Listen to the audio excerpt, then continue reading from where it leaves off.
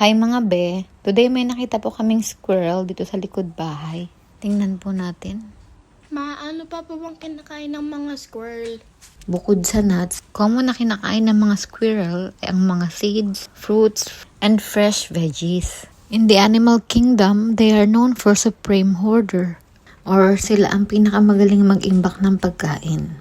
Ginagawa nila ito para pagdating ng winter may makain sila. That makes sense. Sana all. Squirrels are in the family of rodents with a scientific name of Sciuridae. Kabilang po sa mga kamag-anak nila ang mga nakatira sa bahay natin.